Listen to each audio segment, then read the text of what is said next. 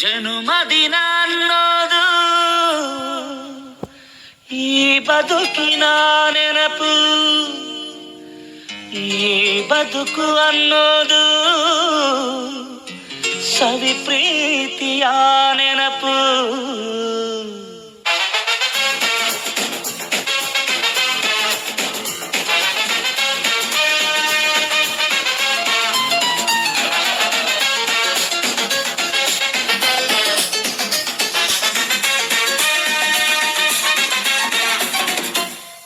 ನೂರಾರು ಕಾಲ ಸುಖವಾಗಿ ಬಾಳು, ಹ್ಯಾಪಿ ಹ್ಯಾಪಿ ಬರ್ತ್ಡೇ, ನಿನ್ನ ಬಾಳು ಎಂದು ಬೆಳಕಾಗಬೇಕು, ಹ್ಯಾಪಿ ಹ್ಯಾಪಿ ಬರ್ತ್ಡೇ. ನೂರಾರು ಕಾಲ ಸುಖವಾಗಿ ಬಾಳು, ಹ್ಯಾಪಿ ಹ್ಯಾಪಿ ಬರ್ತ್ಡೇ, ನಿನ್ನ ಬಾಳು ಎಂದು ಬೆಳಕಾಗಬೇಕು, ಹ್ಯಾಪಿ ಹ್ಯಾಪಿ ಬರ್ತ್ಡೇ.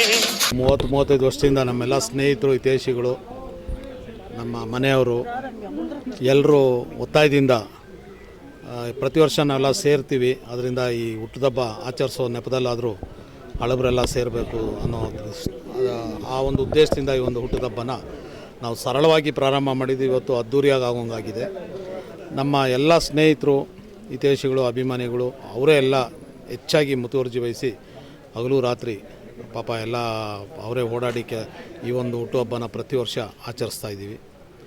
ಮತ್ತು ನಮಗೆ ಹುಟ್ಟುಹಬ್ಬ ಆಚರಿಸ್ಬೇಕು ಅನ್ನೋದು ಒಂದು ನೆಪ ಅಷ್ಟೇ. ನನಗೆ ಹುಟ್ಟುಹಬ್ಬ ಆಚರಿಸ್ಕೋಬೇಕು ಅನ್ನೋದು ಏನಿಲ್ಲ.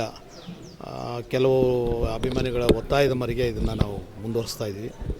ಮತ್ತು ಬೆಳಗ್ಗೆ ನಮ್ಮ ಮೂರ್ತಿರವರು ಒಂದು ಅನಾಥಾಶ್ರಮದಲ್ಲಿ ಕೆಲವು ಮಕ್ಕಳಿಗೆ ಕೇಕು ಮತ್ತು ಪ್ರಸಾದ ತಿಂಡಿ ಮತ್ತು ನಾವು ಒಂದು ಸ್ವಲ್ಪ ಧನ ಸಹಾಯ ಮಾಡಿದು. ಅದೇ ರೀತಿ ನಮ್ಮ ದೇವಸ್ಥಾನಕ್ಕೆ ಹೋಗಿ ಬಂದು ಇಲ್ಲಿ ಎಲ್ಲ ಸ್ನೇಹಿತರನ್ನ ಭೇಟಿ ಆಗ್ತಾಯಿದ್ದೀವಿ. ಮತ್ತು ನಾವೆಲ್ಲ ಹುಟ್ಟಿದಾಗ್ಲಿಂದ ನಾವೆಲ್ಲ ಒಂದು ರೀತಿ ಸಾಮಾಜಿಕ ಹೋರಾಟಗಾರರು. ನಾನು ಯುವ ನಾಯಕನಾಗಿ, ವಿದ್ಯಾರ್ಥಿ ನಾಯಕನಾಗಿ ಮತ್ತು ಕಾರ್ಮಿಕ ನಾಯಕನಾಗಿ, ರಾಜಕೀಯವಾಗಿ 3 ಸತಿ ನಾನು MLA ಎಲೆಕ್ಷನ್ ನಿಂತರೂ ನನಗೆ ಒಳ್ಳೆ ಮತನೇ ಕೊಟ್ಟಿದ್ದರು. ನಾನು ಅದೃಷ್ಟ ಇಲ್ಲ ಗೆಲ್ಲಲಿಕ್ಕೆ, ಅಲ್ಪ ಮತದಿಂದ ಕೂಡ ಸೋತಿದ್ದೀನಿ. ಸುಮಾರು 50,000 ಮತಗಳು ಪಡೆದಿದ್ದೀನಿ. ಹಾಗಾಗಿ ನಾವು ಮುಂಚೆಯಿಂದಲೂ ನಾವು ಯಾವುದೇ ಎಲ್ಲ ಧರ್ಮದ ಮೇಲೂ ನಂಬಿಕೆ ಇರುವಕ್ಕಂಥವ್ರು. ನಾವು ಯಾವುದೇ ಜಾತಿ ನೋಡೋದಿಲ್ಲ. ಇಲ್ಲಿ ನಾವೆಲ್ಲ ಕುಟುಂಬದ ಥರ ಇದು. ಹಾಗಾಗಿ ಈಗಿನ ಪರಿಸ್ಥಿತಿಯಲ್ಲಿ ನಮ್ಮ ದೇಶಕ್ಕೆ ಎಲ್ಲರೂ ಒಟ್ಟಾಗಿ, ಯಾಕೆಂದರೆ ಕೆಲವರು ಬರೀ ಡೋಂಗಿಗಳು ಜಾಸ್ತಿ ಆಗ್ಬಿಟ್ಟಿದ್ದಾರೆ. ನಿಜವಾದ ದೇಶ ಪ್ರೇಮಿಗಳನ್ನೂ ದೇಶದ್ರೋಹಿಗಳು ಅನ್ನೋ ರೀತಿ ಆಗಿದ್ದಾರೆ. ಮತ್ತು ದೇಶದ ಹೆಸರು ಮತ್ತು ಧರ್ಮದ ಹೆಸರು ಹೇಳ್ಕೊಂಡು ಇವತ್ತು ಶ್ರೀರಾಮ ಜನ್ಮಭೂಮಿಯಲ್ಲೇ ನಾವು ನೋಡಿದ್ದೀವಿ ಇವತ್ತು ಯಾವ ಪರಿಸ್ಥಿತಿಯಲ್ಲಿದೆ ಅಂತ. ಅದರಿಂದ ನಿಜವಾಗ್ಲೂ ದೇವ್ರ ಮೇಲೆ ನಂಬಿಕೆ ಇಟ್ಟು, ನಿಜವಾಗ್ಲೂ ದೇಶಭಕ್ತರಾಗಿ, ನಿಜವಾಗ್ಲೂ ಜನಸೇವೆ ಮಾಡೋವಂಥವ್ರು ಗೆದ್ದು ಬರಬೇಕು. ಈತಿನ ದಿನಗಳಲ್ಲಿ ಮುಂಚೆ ನಾವು ಸ್ಲಮ್ಮವ್ರನ್ನ ಬೈತಾಯಿದ್ರು, ಏನೋ ಎಂಡ ಸಾರಾಯಿ ಕೊಟ್ಟರೆ ಓಟ್ ಹಾಕ್ಬಿಡ್ತಾರೆ ಅಂತ. ಈಗ ಹಾಗಾಗಿಲ್ಲ. ಈಗ ಒಳ್ಳೆಯವರು ಕೂಡ ದುಡ್ಡು ತೊಗೊಳ್ಳೋ ಮಟ್ಟಕ್ಕಾಗಿದ್ದಾರೆ. ಮತ್ತು ಮುಂಚೆ ದುಡ್ಡು ಕೊಟ್ಟರು ಕೂಡ ಈಸ್ಕೊಂಡು ಯಾರಿಗೆ ಓಟ್ ಹಾಕಬೇಕೋ ಅವ್ರಿಗೆ ಓಟ್ ಹಾಕಬೇಕು. ಮತ್ತು ಜನ ಪಕ್ಷ ನೋಡ್ತಾ ಇರಲಿಲ್ಲ. ಎಲ್ಲ ಯಾರೇ ಆಗಲಿ ನಮಗೆ ನಮ್ಮವರು ಟಿಕೆಟ್ ಕೊಟ್ಟರೆ ಸಾಕು, ಅವ್ರು ಗೆಲ್ಸೋಣ ಅಂತಿತ್ತು.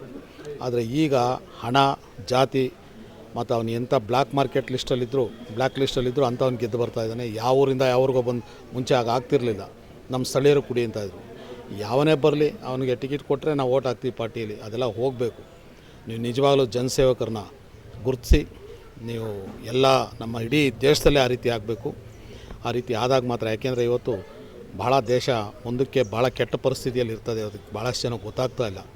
ಹಾಗಾಗಿ ನಾವೆಲ್ಲ ಒಟ್ಟಾಗಿ ಜನಸೇವೆ ಮಾಡೋಣ, ಈ ದೇಶ ಕಟ್ಟೋಣ ಅಂಥೇಳಿ ನನಗೆ ಇಷ್ಟೊಂದು ಅಭಿಮಾನ. ಯಾಕೆ ನಾನು ಯಾವುದೇ ಅಧಿಕಾರದಲ್ಲಿ ಇರಲಿಲ್ಲ. ನಾನು ನನ್ನ ಕೈಲಾದಾಗ ಸಣ್ಣ ಪುಟ್ಟ ಕೆಲವರು ಮಾಡಿರ್ಬೋದು. ಆದರೆ ಭಾಳಷ್ಟು ನನ್ನ ಹತ್ರ ಸಹಾಯ ತೊಗೊಂಡವರು ವಿಶ್ವಾಸ ಇಟ್ಟಿಲ್ಲ. ಏನೂ ಸಹಾಯ ತೊಗೊಳ್ಳದೇ ಇರೋ ಸ್ವಲ್ಪ ಸಹಾಯ ತೊಗೊಂಡವರು ಕೂಡ ಭಾಳ ಅಭಿಮಾನ, ವಿಶ್ವಾಸ ಇಟ್ಟಿದ್ದಾರೆ. ಅವರೆಲ್ಲರೂ ಕೂಡ ನನಗೆ ಬಂದು ಇವತ್ತು ಇಷ್ಟೊಂದು ಪ್ರೀತಿ ತೋರಿಸ್ತಿದ್ದಾರೆ.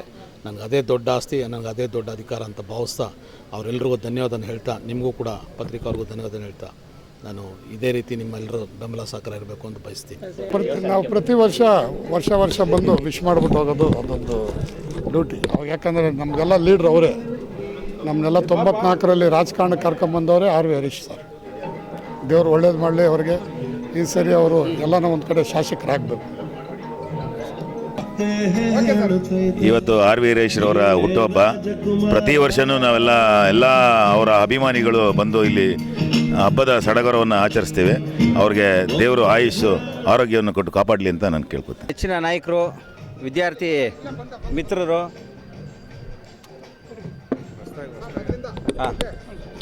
ಇವತ್ತು ನಮ್ಮ ನೆಚ್ಚಿನ ನಾಯಕರು, ಕರ್ನಾಟಕ ರಾಜ್ಯದ ಒಬ್ಬ ಪ್ರತಿಭಾನ್ವಿತ ಒಬ್ಬ ರಾಜಕಾರಣಿ, ಹಿರಿಯ ಮುತ್ಸದ್ದಿ, ನಮ್ಮೆಲ್ಲರ ಮಾರ್ಗದರ್ಶಕರು, ರಾಜಕೀಯ ಗುರುಗಳು, ಮಹಾಲಕ್ಷ್ಮಿ ಲೇಔಟ್ ವಿಧಾನಸಭಾ ಕ್ಷೇತ್ರದಲ್ಲಿ ವಿಧಾನಸಭಾ ಚುನಾವಣೆಯಲ್ಲಿ ನಿಂತು ಅತಿ ಕಡಿಮೆ ಅಂತರದಲ್ಲಿ ಪರಾಭವ ಆಗಿದ್ದರು.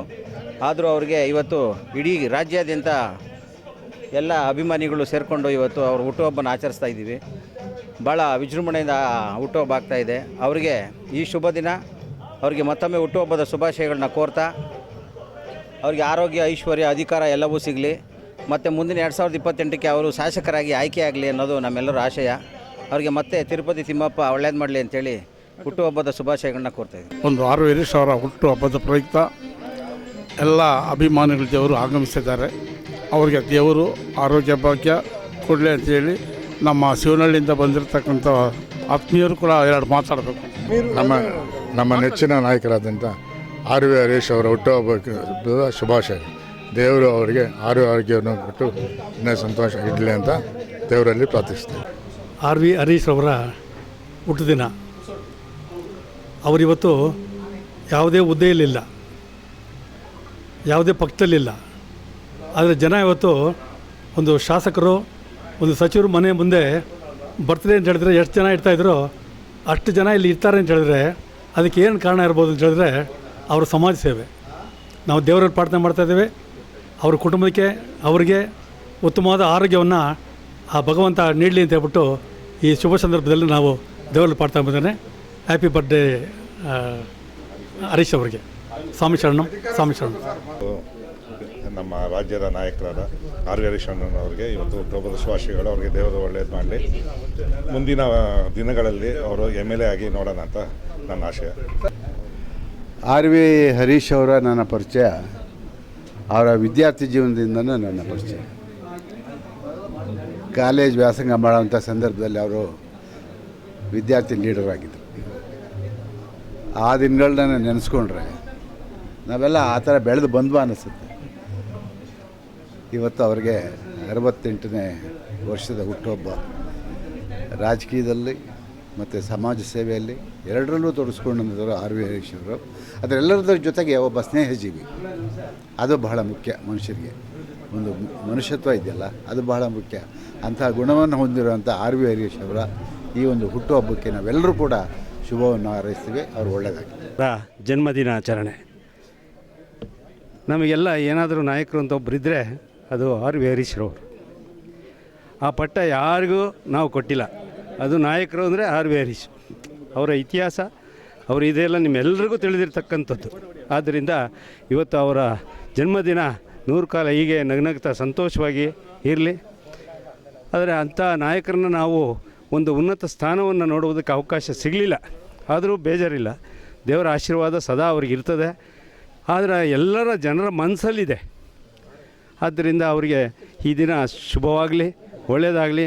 ಮುಂದಿನ ದಿನಗಳಲ್ಲಿ ಆದರೂ ದೇವರು ಆಶೀರ್ವಾದ ಮಾಡಲಿ ಅಂತ ಈ ಸುಸಂದರ್ಭದಲ್ಲಿ ಕೇಳ್ತಾ ನನ್ನ 2 ಮಾತು ಮುಗಿಸ್ತೀನಿ.